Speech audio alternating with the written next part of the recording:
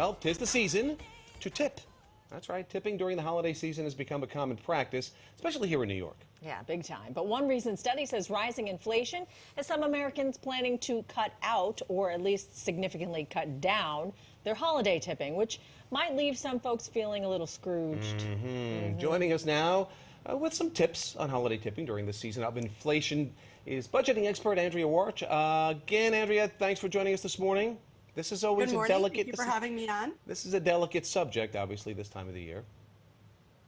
Yes. And look, a lot of people are struggling to make ends meet. They're struggling to afford gifts and other holiday purchases just for their own family. And so coming up with extra money in your budget to tip might seem like a struggle, but I have a few tips to help you get through this and figure out how much is appropriate. Okay, let's start with who should folks be tipping this? Who should be at the top of the list, especially?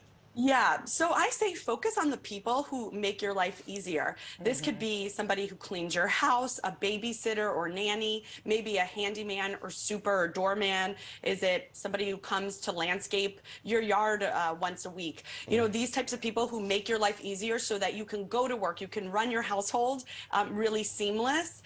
That's who you want to focus on tipping. And even service providers, as well as your hairstylist or barber, maybe a dog walker, personal trainer, even somebody who delivers your mail. These are the types of people who I say focus on your tips on this season. Yeah, but because of inflation, the big question is how much should you tip? Yes. So this is where I want to really lead you with. There really is no hard and fast rule. Ultimately, you don't want to go into debt to tip somebody. So if you're struggling right now, you might have to give less than you normally do, but any amount is appreciated. And it also depends on how long this service provider has been in your life, how much they do for you. So for instance, a nanny who, you know, shuffles your kids to and from school and sports practice and really steps in as a parent for you when you're not there would get a bigger tip than a babysitter who just comes every other weekend, let's say, for a Saturday night outing.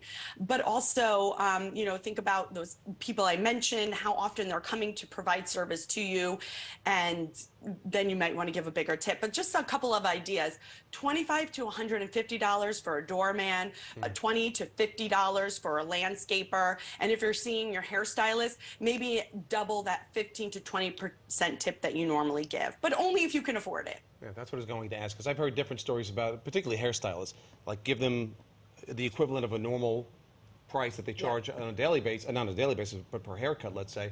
That would be the bonus kit. But you're saying 15, 20% of that is fine? Yeah, exactly. You don't have to go crazy. And if it's for a nanny or a house cleaner, you can give them a tip for 1 week's of pay or one service cost. Okay. And sometimes you tip these people all year round. True. Exactly. Some of them are, right. Now, there are times when cash is not necessarily appropriate. So what are some of the examples when you should give something other than cash? Okay, so when we were talking about your hairstylist, dog walker, your doorman, cash definitely is king.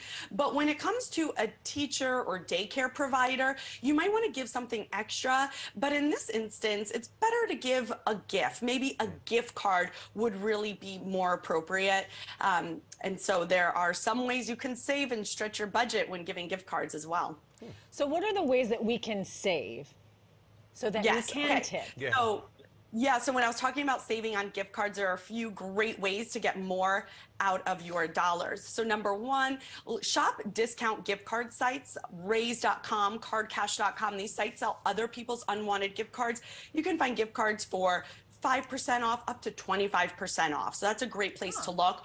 Also, look for these free gift card promo deals. A lot of service providers and even retailers are giving you free gift cards with purchase. Check out Massage Envy had a really good example. They offer massage and skincare services. They were giving you a free $20 promo card when you bought a $100 gift card. So if you were planning to buy that $100 gift card, maybe for a gift for somebody in your life, you get that $20 promo card. That would be a good tip maybe to give to somebody who you know would appreciate that, and that would be in location only to get that deal. Now, there are some other things you can do to afford those cash tips. Sell items you no longer need. This is a good thing just to do during the holidays anyway, so you're decluttering, making some extra cash. And if you really are feeling strapped and it's stressing you out, wait till January. You don't have to give a tip now. It could be a New Year tip. No. Any tip that you give any time of the year will be appreciated. I like that. Yeah. There may be some New Year's tips I'll be giving you. I'm a little behind right now. I think that may be happening at least in you're my giving household it. too. Yeah, you know what? That's the thing. Just as long as you're showing that you appreciate everything that they do. And we appreciate Right. you, Andrea, coming on today. These are really great tips. So thanks so much. Thank you. Well, thank you so much for having me. Happy holidays. And for more budgeting tips all year round, you can check out Andrea's website or follow her on her social media.